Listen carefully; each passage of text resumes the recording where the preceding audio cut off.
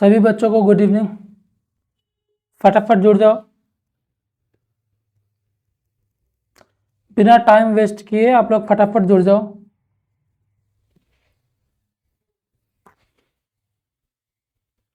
Good evening सभी को good evening.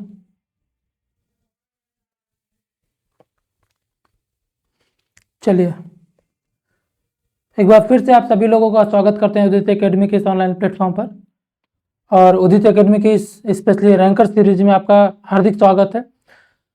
और दोस्तों आज का हमारा जो क्लास है उसमें हम नर्वस सिस्टम यानी कि तंत्रिका तंत्र का जो भी एमसीक्यूज करा रहे थे, आज की क्लास में वो आखिरी होने वाला है, क्योंकि हमने लगभग जो है पूरे सिस्टम को ख़त्म करने की कोशिश की। पूरे जो हमारा पूरा यूनिट था वो लगभग जो है इसमें हम कवर अप कर चुके हैं। और अगर एक एक पॉइंट छूट जाता है उसमें तो वो उसका भी हम आपको उपाय बता देंगे कि उसको आपको कैसे पढ़ना है। ठीक है, तो फटाफट जुड़ जाइए, बिना समय गवाए हम इसको शुरू करेंगे। गुड इवनिंग सभी को, गुड इवनिंग। ओके ओके, चलिए तो बिना समय गवाए हम चलते हैं अपने पहले क्वेश्चंस पे। हमारा पहला क्वेश्चन क्या है? देखिए हमारा पहला क्वेश्चन जो शुरू होता है वो है वर्बल रिस्पांस का मैक्सिमम स्कोर क्या है। अब वर्बल रिस्पांस क्या है वो अगर आप प्रीवियस क्लास हमारी किए होंगे तो आपको समझ में आ जाएगा कि वर्बल रिस्पांस है क्या। देखिए ये जो वर्बल रिस्पांस आपसे पूछा है, ये पूछा है जीसीएस स्कोर का। ठीक है, जीसीएस क्या होता है? Glasgow coma scale. ठीक है, ग्लासगो कोमा स्केल क्या होता है? जिन बच्चों को अगर कोई कंफ्यूजन है कि ग्लासगो कोमा स्केल क्या है तो वो क्या करें, अभी मेरी प्रीवियस वाली क्लास है, अगर आपने अटेम्प्ट किया होगा तो आपको ग्लासगो कोमा का पूरा चार्ट दिखा होगा। ये एक ऐसा स्केल है जिसको हम क्या करते हैं कि लिखते हैं और लिख के क्या करते हैं इसमें स्कोरिंग बनाते हैं। इसमें 3 स्टेज होते हैं, 3 स्केल होता है इसमें। किस किस जगह कमेंट करो फटाफट। ग्लासगो कोमा स्केल में कौन कौन से 3 स्केल होते हैं,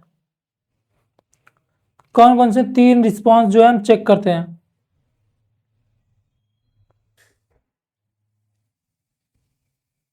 बताओ। ये जो दिख रहा है आपको हमारा क्या है? वर्बल रिस्पॉन्स के मैक्सिमम स्कोर पूछ रहा है। ठीक है, कि वर्बल रिस्पॉन्स के मैक्सिमम स्कोर कितने हैं बताइए, फटाफट बताइए, बिल्कुल टाइम वेस्ट नहीं।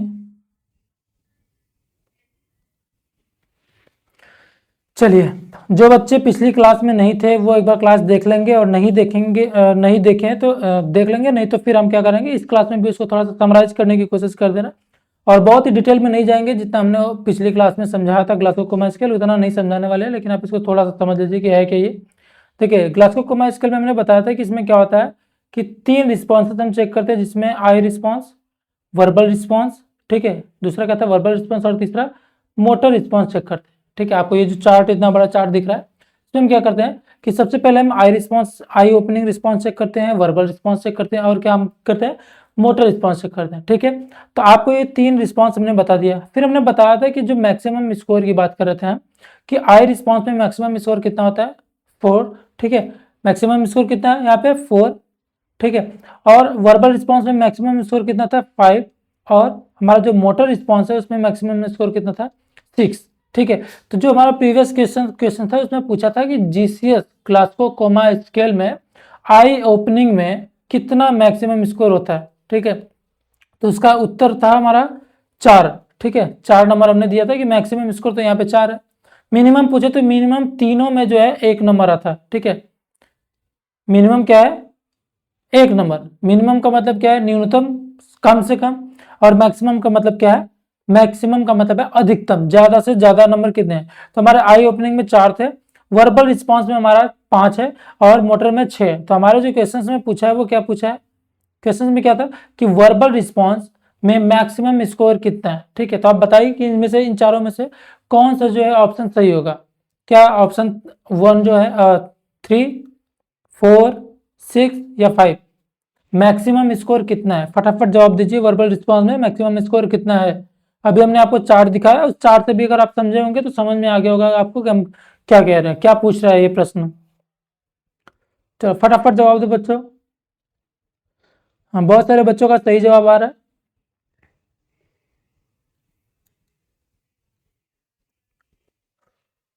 ठीक है, वर्बल रिस्पॉन्स में हमने अभी बताया कि मैक्सिमम स्कोर होता है 5। ठीक है, तो राइट आंसर हमारा डी हो जाएगा, बाकी के 3 ऑप्शन हो जाएंगे यहाँ पे गलत। ठीक है, देखिए 4 स्कोर जो होता है वो होता है आई ओपनिंग में, अभी हमने बताया आई ओपनिंग में जो होता है वो 4 होता है स्कोर। 6 किस में होता है? 6 होता है मोटर रिस्पॉन्स में। मोटर रिस्पॉन्स में कितना होता है? 6 होता है। और 5 जो होता है वो किस में होता है? वर्बल में। ठीक है, वर्बल रिस्पॉन्स में 5 होता है। तो राइट आंसर क्या हो जाएगा हमारा? डी। ठीक है, बाकी के 3 ऑप्शन हो जाएंगे यहाँ पे हमारे गलत। चलिए नेक्स्ट क्वेश्चन की तरफ बढ़ते हैं। मोटर रिस्पांस में मैक्सिमम स्कोर कितने हैं? ये भी उसी चार्ट से पूछा हुआ है। ठीक है, तो इसमें टाइम वेस्ट नहीं करते हैं, फटाफट बताइए, फटाफट बताइए, एकदम बिल्कुल समय नहीं लगाना इसमें।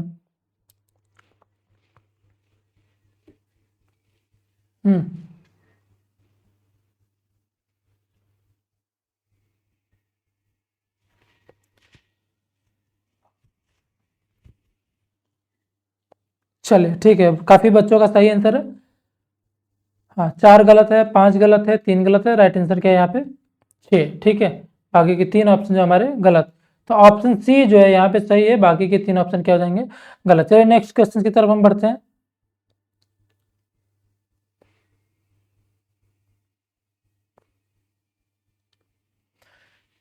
डीसेरिब्रेट पोस्चर लेजन। ठीक है, देखिए ये पूछ रहा है कि डीसेरिब्रेट एक कंडीशन है जिसमें किस पोस्चर में लेजन, या फिर हम ऐसा बोल सकते हैं कि ब्रेन के किस हिस्से में डैमेज होने की वजह से हमारा डीसेरिब्रेट होता है।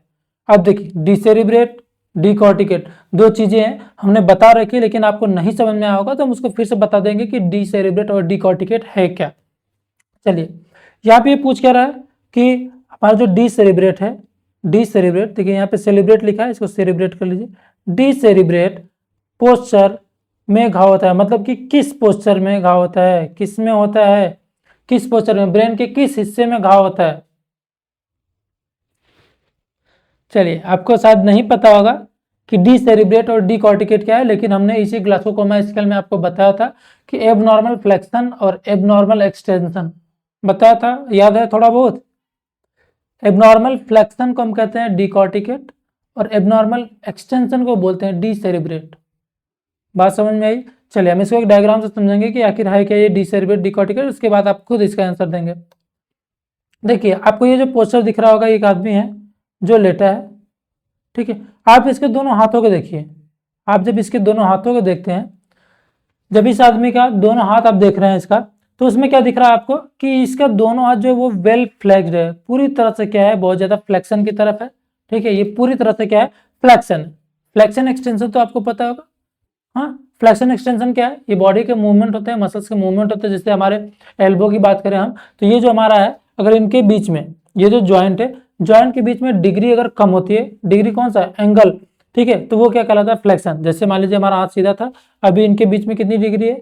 180 डिग्री है। अब धीरे धीरे डिग्री को हम कम कर रहे हैं, कम कर रहे हैं, 90 लाए, 90 से और कम करते लेके जा रहे हैं। तो ये जो डिग्री है इनके बीच का, जो एंगल वो कम हो रहा है, जिसको हम बोलते हैं फ्लेक्शन। यानी कि हाथ को हमने मोड़ा तो ये क्या है? फ्लेक्शन। इसके बीच की डिग्री को अगर हम बढ़ा रहे हैं तो ये एक्सटेंशन है। ठीक है, तो सेम वो यहाँ पे क्या दिख रहा है आपको कि पूरा हाथ उसका जो है वो फ्लैक्स है। फ्लैक्स होने के बाद उसके जो दोनों रिस्ट है वो भी क्या है? अंदर की तरफ फ्लैक्स है। तो इस तरीके का अगर पोस्चर आपको दिख रहा है तो वो क्या कहलाता है? डीकॉर्टिकेट। ये क्या कहलाता है? डीकॉर्टिकेट। दूसरे स्ट्रक्चर में आप देख रहे होंगे कि इसका जो हाथ है पूरी तरह से एक्सटेंड है, दोनों हाथ सीधा है, और उसके बाद रिस्ट भी जो है वो आगे क्या है? आप देख रहे होंगे कि बाहर की तरफ घुमा हुआ है। तो ये जो पोस्चर होता है इसको हम बोलते हैं इसको हम क्या बोलते हैं? डीसेरिब्रेट। ठीक है, ये क्या कहलाता है? डीसेरिब्रेट। अंदर की तरफ फ्लेक्स करना डीकॉर्टिकेट, और बाहर की तरफ एक्सटेंड करना क्या कहलाता है? डीसेरिब्रेट। ये बात समझ में आई? जो हमारा डीकॉर्टिकेट होता है, डीकॉर्टिकेट, ये तो हमारे कॉर्टेक्स, ये हमारे कॉर्टेक्स के डैमेज से होता है। ठीक है, किसके डैमेज से? कॉर्टेक्स। ब्रेन के अंदर जो होता है ना हमारा सेरेब्रम, सेरेब्रम का पूरा जो आउटर एरिया है उसको हम बोलते हैं सेरेब्रल कॉर्टेक्स। ठीक है, और देखा जाए तो मैक्सिमम जो फंक्शन होता है वो सेरेब्रल कॉर्टेक्स का ही होता है। और ये दोनों पोस्चर जो हैं, ये जो दोनों जो एबनॉर्मलिटी है वो आपको किस कंडीशन में देखने को मिलती है? तो हेड इंजरी के कंडीशन में देखने को मिलती है। हेड इंजरी क्या है? सर में चोट लग जाना। ठीक है, सिंपल सी बात है कि सर में चोट लगा। अब वो चोट किस एरिया में लगा है सर के, वो डिपेंड करता है कि आपका जो भी मोटर फंक्शन या फिर सेंसरी फंक्शन है वो डिस्टर्ब हो जाएगा। ठीक है, आपने पुरानी मूवियों में देखा होगा कि वो ऐसा पुरानी मूवी या फिर नई मूवी में पहले तो हमें समझ में नहीं आता था कि ये चीज़ें क्या हो रही हैं, कि कोई किसी का एक्सीडेंट हुआ, उसके सर में यहाँ पे पीछे की तरफ चोट लगता है और वो अंधा हो गया। तो हमें बात समझ में नहीं आती थी, क्योंकि हमें पता थोड़ी था कि नहीं यहाँ पे चोट लगने से आदमी अंधा होगा। क्यों ऐसा है? क्योंकि जो देखने का जो हमारा विजुअल एरिया है वो कहाँ पे है? ऑक्सीपिटल में है। तो ऑक्सीपिटल डैमेज तो हम देख नहीं पाएंगे। चोट लगने के बाद अगर वो कॉर्टेक्स एरिया, जो पेशेंट है उसका कॉर्टेक्स एरिया डैमेज है, सेरेब्रल कॉर्टेक्स डैमेज है, तो उसको डीकॉर्टिकेट वाली कंडीशन देखने को मिलती है। अगर उसका जो है मेडुला, सॉरी उसका जो मिड ब्रेन क्या है, mid brain and pons damage है। मिड ब्रेन क्या है, पॉन्स क्या है, ये भी हमने आपको बता रखा है। तो मिड ब्रेन अगर उसका डैमेज है या फिर पॉन्स डैमेज है या दोनों डैमेज है, तो वहां पे डिसेरिब्रेट वाली कंडीशन देखने को मिल सकती है। ठीक है, बात समझ में आ गई कि डिसेरिब्रेट डिकॉर्टिकेट क्या है और किसके डैमेज होने से होता है। फिर से हम बता दे रहे हैं कि अगर कॉर्टेक्स एरिया डैमेज है, किसी आदमी के ब्रेन का कॉर्टेक्स डैमेज है, तो वहां पे डिकॉर्टिकेट देखने को मिल सकता है। आप ऐसे याद करें, कॉर्टेक्स कॉर्टिकेट। ठीक है, तो आपको क्लियर हो जाएगा कि कॉर्टेक्स डैमेज है तो कॉर्टिकेट होता है। कॉर्टिकेट में क्या होता है, पेशेंट जो है अंदर की तरफ पूरी तरह से फ्लैक्स होता है। नेक्स्ट हमारा क्या था कि अगर मिड ब्रेन डैमेज है, तो मिड ब्रेन डैमेज होने की वजह से जो कंडीशन होती है उसको हम बोलते हैं डिसेरिब्रेट। ठीक है, बात समझ में आएगी। चलिए अब हमारा प्रश्न क्या था, हम वो देख लेते हैं कि प्रश्न में पूछा क्या था। इसमें पूछा था कि डिसेरिब्रेट पोस्चर में घाव कहाँ पे होता है, कौन सा एरिया डैमेज होता है? क्या वो मसल्स होता है, क्या वो मसल्स होता है, क्या कॉर्टेक्स होता है, या स्पाइनल कॉर्ड, या ब्रेन स्टेम? अच्छा, हमने यहाँ पे शायद आपको मिड ब्रेन बताया था ना, मिड ब्रेन। मिड ब्रेन को हटा के यहाँ पे ब्रेन स्टेम कर लीजिए कि ब्रेन स्टेम में जितने भी पार्ट होते हैं उनके एक साथ डैमेज होने की वजह से होता है। तो ये जो कंडीशन है वो ब्रेन स्टेम से होती है। किससे होती है? Brain stem. ठीक है, चलिए तो यहाँ पे हम आ जाते हैं फिर से अपने प्रश्न पे। मसल्स, कॉर्टेक्स, स्पाइनल कॉर्ड या फिर ब्रेन स्टेम? अब तो उत्तर भी हमने दे दिया, फटाफट बताइए। चलिए, ब्रेन स्टेम के डैमेज होने की वजह से डिसेब्रेट होता है, तो बाकी की तीन ऑप्शन तो हमारे यहाँ पे गलत हो जाएंगे। राइट आंसर क्या हो जाएगा हमारा? Brain stem. ठीक है, तो डिसेरिब्रेट वाली जो कंडीशन है जिसमें पेशेंट पूरी तरह से बाहर की तरफ एक्सटेंड होता है, वो कंडीशन किसके डैमेज होने की वजह से हो रही है? तो ब्रेन स्टेम के डैमेज से हो रही है। ठीक है, चलिए बाकी के तीन ऑप्शन है हमारा पिक हो जाएंगे गलत। एक ऑप्शन हमारा जो ऑप्शन डी है वो सही हो जाएगा। नेक्स्ट प्रश्न हम देख लेते हैं क्या पूछ रहा है। ये पूछ रहा है कि डीकॉर्टिकेट पोस्चर में कौन से एरिया में लेजन होता है? ये तो आप खुद बताएंगे, हमने अभी बताया था कि अभी बताया ना हमने कि किस एरिया में डैमेज होता है तो डीकॉर्टिकेट वाली कंडीशन होती है।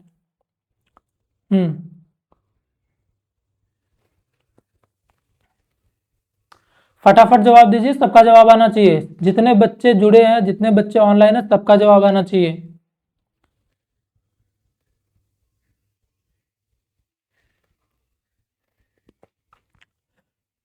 देखिए बच्चों, इसमें अभी क्या है कि अभी जो आपका समय है ये, अभी बस आप फोकस रखिए कि एक बार आपका एडमिशन हो जाए, अच्छे कॉलेज में एडमिशन हो जाए, और कोशिश करिए कि जितना ज़्यादा हो सके आप हमारे साथ जुड़िए, जिससे आपको गवर्नमेंट कॉलेज मिल सके। और गवर्नमेंट कॉलेज मिलने के बाद हम ऐसे ही पढ़ते रहेंगे, फिर हम ऐप पे पढ़ेंगे और हम यूट्यूब पे भी डी फार्मा वाली चीज़ें लेके आएंगे, और वहाँ पे हम बहुत ही मस्ती करेंगे, बहुत ही मस्ती मजाक के साथ पढ़ेंगे, और चीज़ों को पूरी तरह से एकदम इंजॉय करते हुए ख़त्म करेंगे। बिल्कुल बर्डन नहीं होगा, बोझ नहीं लगेगा। ये जो आपका पूरा सिलेबस है वो बहुत ही इंजॉयमेंट के साथ हम खत्म करेंगे। और ये मैं वादा करता हूँ आपसे कि आपको मेरे साथ आगे चल के जो भी आप चीज़ें पढ़ेंगे बहुत ही इंजॉय के साथ पढ़ेंगे। ठीक है, एक एक कॉन्सेप्ट आपका बहुत ही मस्ती के साथ कंप्लीट होने वाला है, क्योंकि हमने भी जब पढ़ाई की थी तो हमें भी वही चीज़ें चाहिए थी कि क्लासेस बोरिंग नहीं होनी चाहिए। ठीक है, तो अभी तो हम सीरियस इसलिए हैं क्योंकि आपको बहुत ज़्यादा सीरियस होना है। ठीक है, तो अभी बस आप फोकस करिए पढ़ाई पे। और ये जो आप चैटिंग में, आप जो कमेंट बॉक्स में हाय हेलो एक दूसरे को बोलते रहते हैं, तो इससे समझ में आता है कि आप बिल्कुल कंसंट्रेट नहीं है अपनी पढ़ाई को लेके। ठीक है, तो आप अभी तो फोकस करिए अपनी पढ़ाई को लेके। अगर आप सच में डी फार्मा करना चाहते हैं तो, नहीं तो आप अगर नहीं करना चाहते हैं, आपको लग रहा है कि नहीं आप किसी और रास्ते पे जाना चाह रहे हैं, तो फिर आप आगे फालतू का यूट्यूब पे अपना टाइम वेस्ट कर रहे हैं। आप बात समझ रहे हैं ना कि मैं क्या कहना चाह रहा हूँ? अगर आप समय दे रहे हैं तो उस समय को बिल्कुल अच्छे से यूटिलाइज करिए, किसी और काम में ना लगाइए कि देख रहे हैं कि हाँ किसी और का मैसेज आ रहा है उसमें हाय हेलो बोल रहे हैं, तो ये चीज़ें गलत है। ठीक है, अब आपका इंटर जो है पास आउट आप हो चुके हैं, आप काफ़ी मेच्योर बच्चे हो चुके हैं, तो आप अपना जो है कैरियर बनाने पे फोकस करिए, ऐसे फालतू की बातों में ना लगाइए, ठीक है। चलिए, तो डीकॉर्टिकेट पोस्चर में कहाँ पे किस एरिया में घाव होता है, तो वो हमने अभी बताया था कि कॉर्टेक्स में चोट लगने की वजह से हमारा डीकॉर्टिकेट पोस्चर बन सकता है। तो बाकी की 3 ऑप्शन यहाँ पे गलत हो जाएंगे। तो कॉर्टेक्स सही हो गया, बाकी मिडला, लंग्स, किडनी जो है वो गलत ऑप्शन है, ठीक है। बात समझ में आई? चले अगले प्रश्न की तरफ चलें। चलिए, multiple sclerosis affect, multiple sclerosis जो है वो किसके खराब होने की वजह से होती है? क्या बोन्स के खराब होने से, क्या आरबीसी के खराब होने से, क्या माइलिन शीथ के खराब होने से, या फिर स्किन के खराब होने से होती है? आप बताएंगे? फटाफट बताइए। चलिए, ये बीमारी है जो मल्टीपल स्क्लेरोसिस होती है, ये बीमारी है। और उसके साथ साथ एक और बीमारी होती है जिसको हम बोलते हैं गुलैन बेरी सिंड्रोम, ठीक है। क्या बोलते हैं इसको? गुलैन बेरी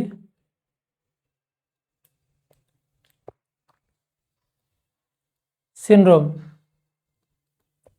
स्पेलिंग थोड़ी सी मिस्टेक हो सकती है, लेकिन आप इसको एडजस्ट करिए। जीबीएस यानी कि गुलैन बेरी सिंड्रोम नाम की 2 बीमारियां होती हैं, एक होती है हमारी मल्टीपल स्क्लेरोसिस और दूसरी क्या है? जीबीएस। चलिए हम इसको बहुत ही शॉर्ट में समझने की कोशिश करते हैं। ये दोनों बीमारियां जो है वो माइलिन शीथ के डिस्ट्रक्शन की वजह से होती हैं, लेकिन अंतर क्या है कि एक बीमारी जो है ये वाली, ये है, ये बीमारी जो है वो सीएनएस की बीमारी है, सेंट्रल नर्वस सिस्टम की बीमारी है, और ये जो है वो पीएनएस की बीमारी है, पेरीफेरल नर्वस सिस्टम की बीमारी है।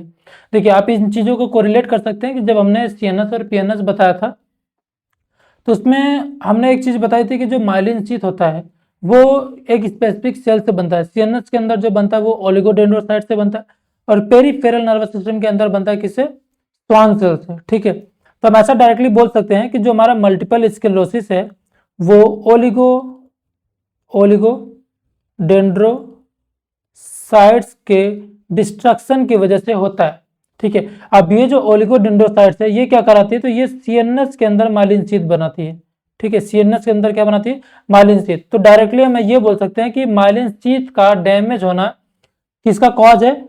मल्टीपल स्क्लेरोसिस का। तो यहाँ पे 3 ऑप्शन तो गलत हो जाएंगे, बोन, सीबीसी, आरबीसी और क्या है? स्किन। स्किन के डैमेज होने से ब्रेन का कोई प्रॉब्लम नहीं होता है। यहाँ पे आरबीसी हमारा ब्लड सेल्स है, ठीक है, इसके डैमेज होने से एनीमिया हो सकता है। बोन जो है, बोन क्या है? हमारा मस्कुलोस्केलेटन का पार्ट है, यहाँ पे भी मल्टीपल स्क्लेरोसिस का कोई लेना देना नहीं है। तो यहाँ पे क्या है? राइट आंसर आपका हो जाएगा ऑप्शन सी, क्या? माइलिन शीथ के डिस्ट्रक्शन की वजह से होता है मल्टीपल स्क्लेरोसिस, ठीक है। आपको बस ये जानना है। अगर वही गुलेन बेरी सिंड्रोम पूछता तो वहां पे भी अगर माइलिन ऑप्शन आ जाए, ठीक है, अगर वहां पे भी माइलिन ऑप्शन आ जाए तो ये ऑप्शन हमारा जो है वो सही होगा। सही इसलिए होगा क्योंकि ये भी क्या है? जो हमारे गुलेन बेरी सिंड्रोम होते हैं ये भी माइलिन शीथ की वजह से ही हो रहे हैं, उनके डिस्ट्रक्शन की वजह से ही हो रहे हैं। बस अंतर दोनों में ये है कि ये जो हमारा सीएनएस का माइलिन शीथ होता है जिसकी वजह से मल्टीपल स्क्लेरोसिस हो रहा है वो बनता है ओलिगोडेंड्रोसाइट से, और जो हमारा पीएनएस का माइलिन शीथ है जिसकी वजह से गुलेन बेरी सिंड्रोम हो रहा है वो बनता है स्वान सेल से, ठीक है। हम यहाँ पे इसको भी लिख दे रहे हैं, किससे बनता है ये? स्वान सेल से, ठीक है। तो ये अंतर है इसमें। चलिए, इसका भी आंसर आपको पता चल गया। अब इसको याद रखिए कि मल्टीपल स्क्लेरोसिस किसकी वजह से होता है? ओलिगोडेंड्रोसाइट्स के डिस्ट्रक्शन से। गुलेन बेरी सिंड्रोम किसके डिस्ट्रक्शन से होता है? तो स्वान सेल के डिस्ट्रक्शन से होता है, ठीक है। आगे बढ़े, चलिए नेक्स्ट हम देख लेते हैं। हाँ, देखिए, अगर आप इस चीज को भूल चुके हैं तो मैं एक बार आपको फिर से याद दिला दूं, क्योंकि आपके पास बहुत ही कम समय बचा है और आप जाके इस कोर्स को जल्दी से परचेस करिए, ठीक है, क्योंकि आप जितना ही लेट करेंगे आपका कोर्सेज जो है वो छूटता जाएगा। 20 फरवरी से एक कोर्स जो है स्टार्ट होने वाला था, ये बात हम पहले भी बता चुके हैं। और जिन बच्चों ने अभी तक कोर्स परचेस नहीं किया है तो वो परचेस कर ले, और ये जबरदस्ती नहीं है, ये आपकी इच्छा है। लेकिन अगर आपको सच में गवर्नमेंट कॉलेज चाहिए, ठीक है, आप सच में डी फार्मा के लिए इतनी मेहनत करना चाहते हैं या फिर कर रहे हैं, तो आप इस कोर्स को जरूर परचेस करिए, क्योंकि ये कोर्स जो है आपको, हम बोल सकते हैं कि आपको 95% जो है वो क्या करेगा, आपको गवर्नमेंट कॉलेज की तरफ जो है जरूर लेके जाएगा।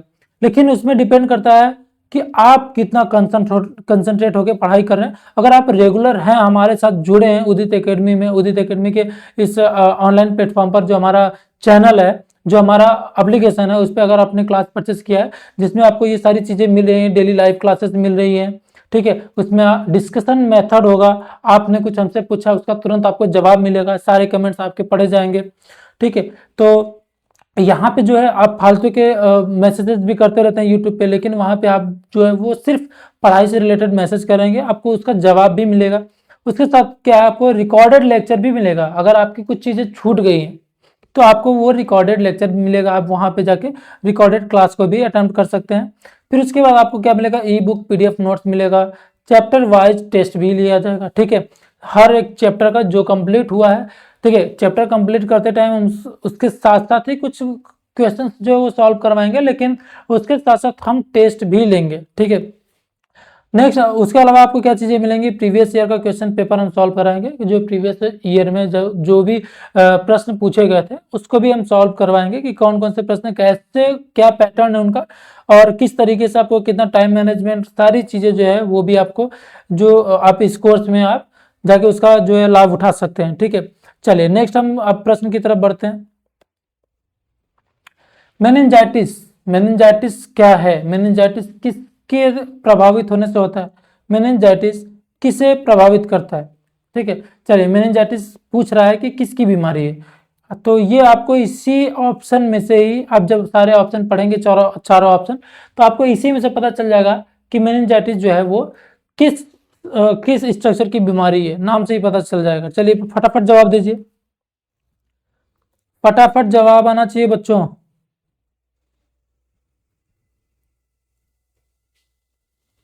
फटाफट जवाब आना चाहिए।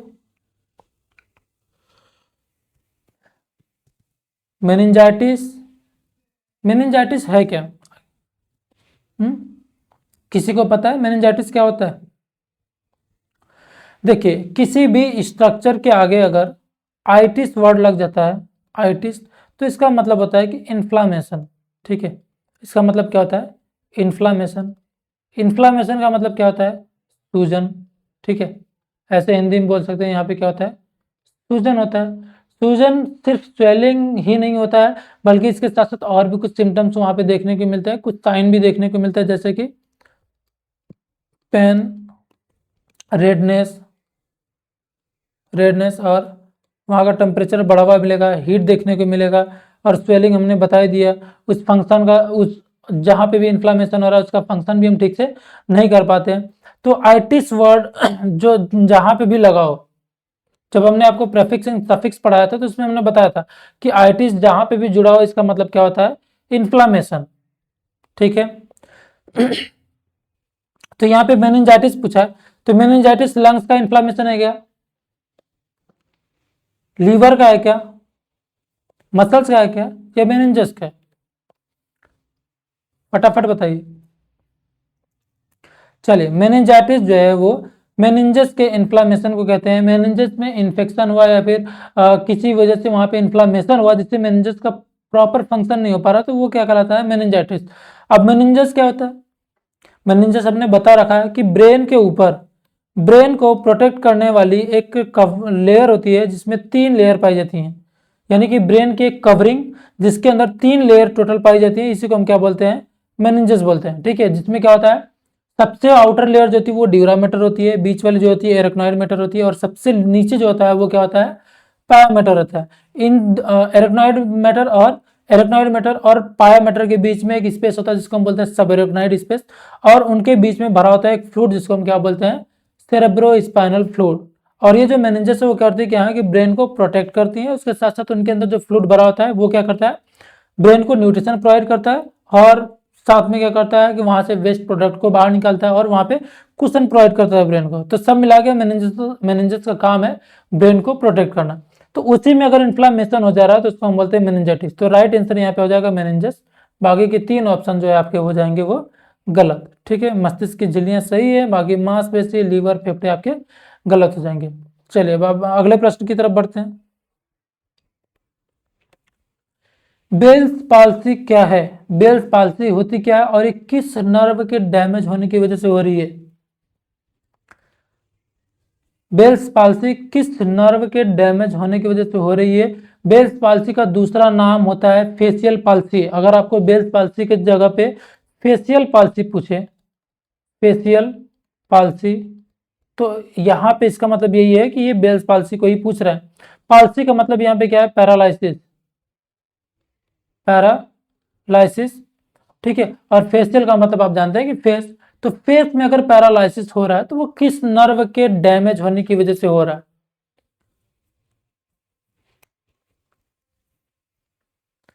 अरे हमने बताया था ना कि एक नर्व होती है क्रेनियल नर्व में हमने पढ़ा था कि एक नर्व होती है जो हमारे पूरी फेस के मसल्स में मूवमेंट कराती है, जिससे हमारे फेशियल एक्सप्रेशन होते हैं।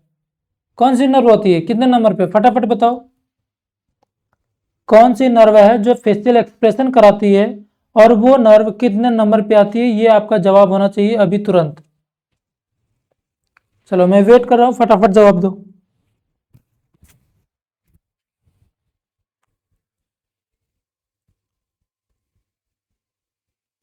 फेशियल एक्सप्रेशन कौन सी नर्व करवाती है, फेशियल एक्सप्रेशन, फेशियल एक्सप्रेशन कौन सी क्रेनियल नर्व करवाती है, ये आपको बताना है।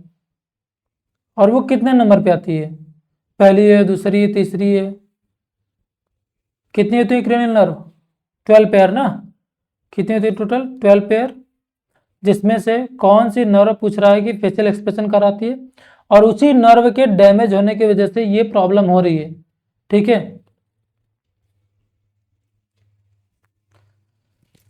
चलिए, ऑप्शन में आपके उस नर्व का नाम दिया हुआ आप देख रहे हैं, उससे मिलता जुलता भी है, सेम है नाम। चलिए हम आ जाते हैं आंसर पे अपने।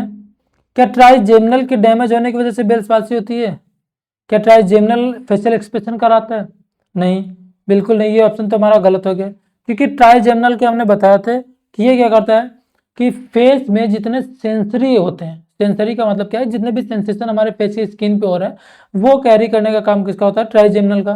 ऑप्टिक का काम होता है विजन, ये भी क्या है यहाँ पे गलत। वेगस नर्व जो होती है वो हमारे पूरे थोरैसिक कैविटी और एब्डोमिनल जो है जितने भी ऑर्गन होते हैं वहाँ सेंसरी और मोटर का काम करती है। इसका जो फेस से कोई लेना देना नहीं है, तो ये भी क्या हो जाएगी, गलत।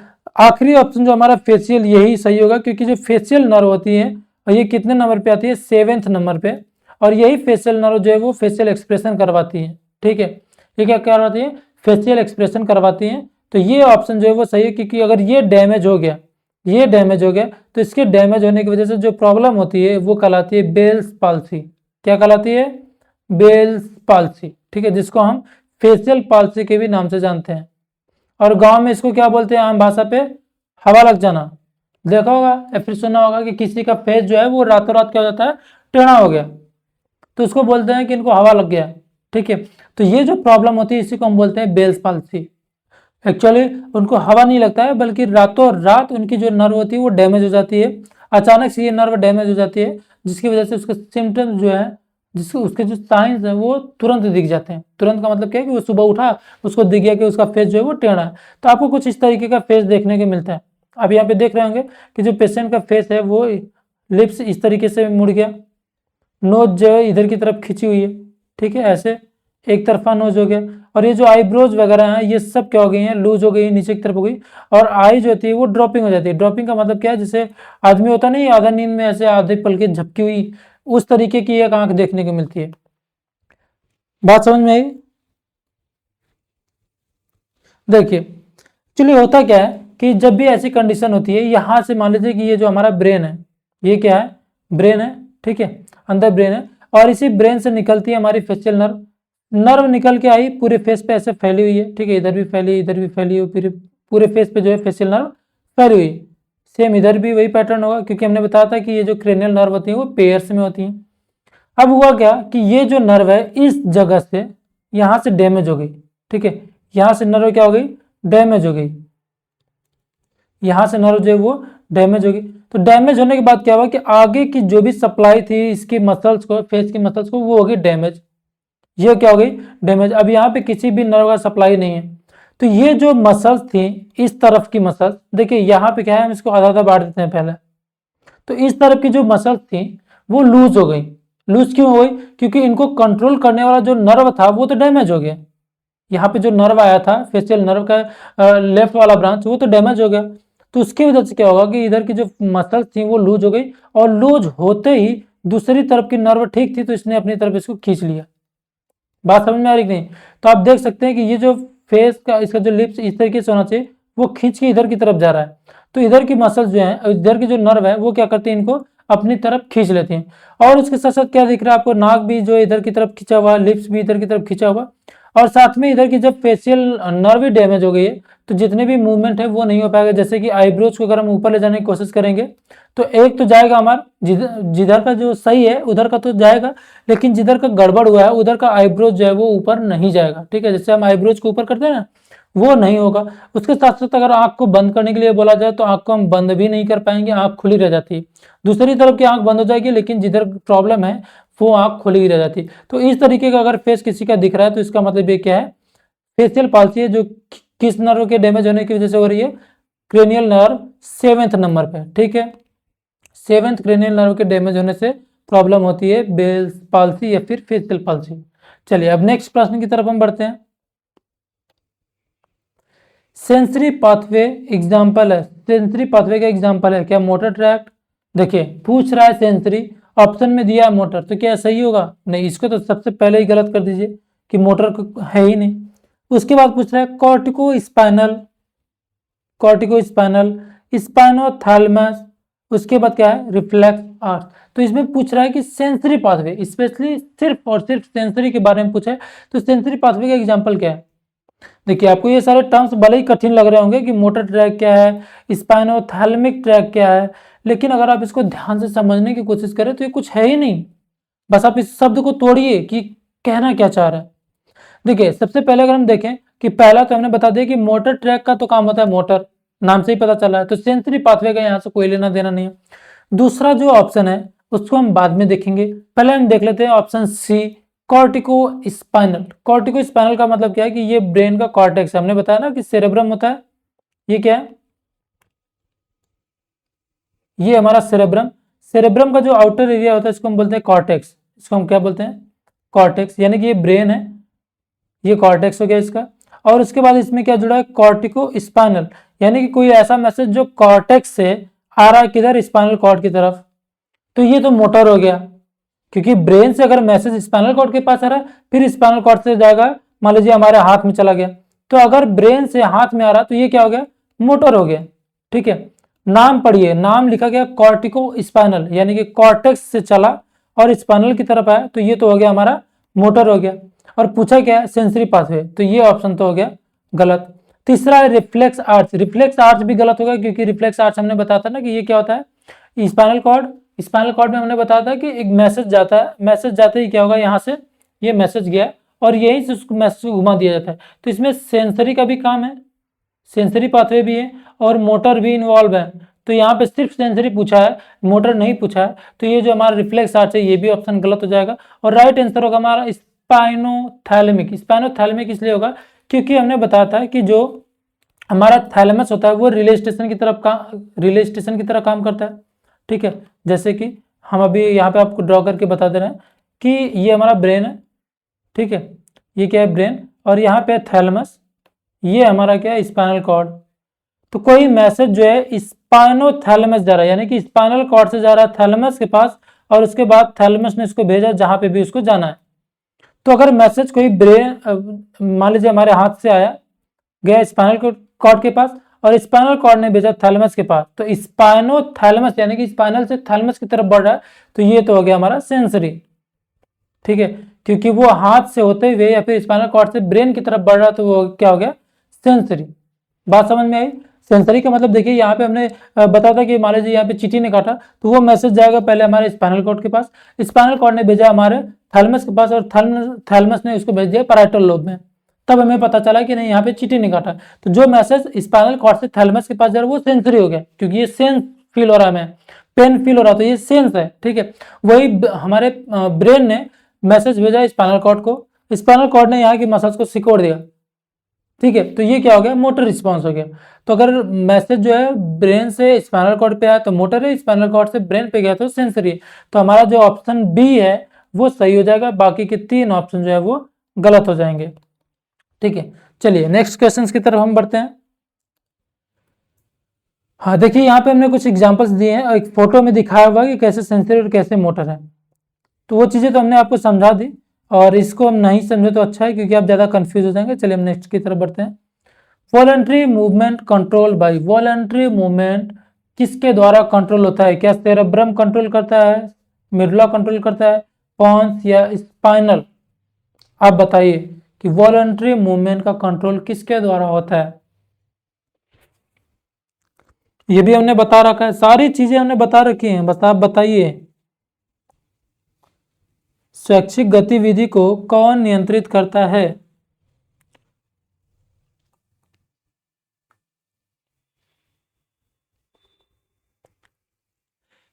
प्रमस्तिष्क, मिडुला, पॉन्स या स्पाइनल? हमने इसमें बताया था आपको कि जब हमने सेरेब्रम पढ़ा था, तो इसमें हमने बताया था कि सेरेब्रम के 4 लोब होते हैं। हमने बताया था ना कि सेरेब्रम के होते हैं 4 लोब। कौन कौन से? फ्रंटल, पैराइटल, टेम्पोरल, ऑक्सीपिटल, यही बताया था। और हमने बताया था कि जो फ्रंटल लोब होता है, फ्रंटल लोब का काम क्या होता है? मोटर का मूवमेंट कराना, जितने भी हमारे बॉडी में मसल्स हैं उनका मूवमेंट कराना। और इससे जितने भी मूवमेंट हो रहे हैं वो सोच समझ के होते हैं, वॉलंटरली होते हैं। हम पहले सोचते हैं, समझते हैं, उसके बाद मूवमेंट करते हैं। फॉर एग्जाम्पल ये पेन है, इसको हमें उठाना है, हमने रख दिया टेबल पे और इसको हमें उठाना है, तो हम क्या करेंगे? सोच लेंगे पहले कि इसको हम उठा लें, फिर हमने सोचा, हाथ बढ़ाया, इसको उठा लिया। तो ये हमारे कंट्रोल में है। और ये किसके द्वारा होते हैं? ये सेरेब्रम में जो फ्रंटल लोब होता है वहां से होता है। तो यहाँ पे फ्रंटल लोब ना देके क्या बोला? Cerebrum, medulla, pons, spinal cord. तो ये हमारा राइट आंसर क्या हो जाएगा? सेरेब्रम। बाकी के 3 ऑप्शन गलत होंगे। ठीक है, बाकी के 3 ऑप्शन जो है वो गलत हो जाएंगे। और तीनों के जो फंक्शन है वो हमने बता रखा है, आप जाके हमारी प्रीवियस क्लास करिए, तभी आपको समझ में आएगा। क्योंकि चीजें हम बार बार रिपीट नहीं कराएंगे, और आपको सारी क्लासेस अटेम्प्ट करनी होगी, तभी तो हम सीरीज में आगे बढ़ रहे हैं। इसी को हम बार बार एक ही चीज रिपीट करेंगे तो कोई मतलब तो निकलेगा नहीं। तो आप जाके प्रीवियस क्लास एक बार करिए, और यहाँ पे राइट आंसर जो है वो हमारा सेरेब्रम हो जाएगा। बाकी के 3 ऑप्शन जो है हमारे गलत हैं। चलिए नेक्स्ट प्रश्न की तरफ हम बढ़ते हैं।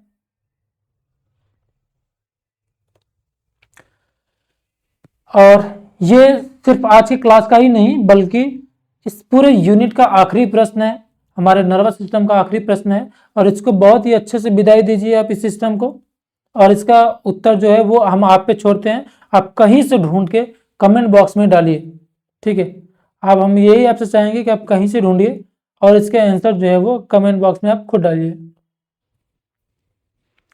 ये पूछ रहा है कि कोऑर्डिनेशन एंड पोस्चर, बॉडी का कोऑर्डिनेशन एंड पोस्चर कौन कराता है? ये भी हमने आपको बहुत अच्छे से बता रखा है।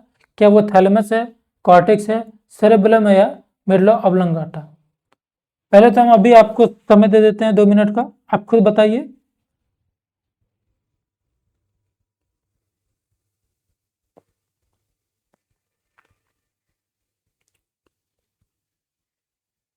चलिए, आप इसका आंसर आप खुद देंगे।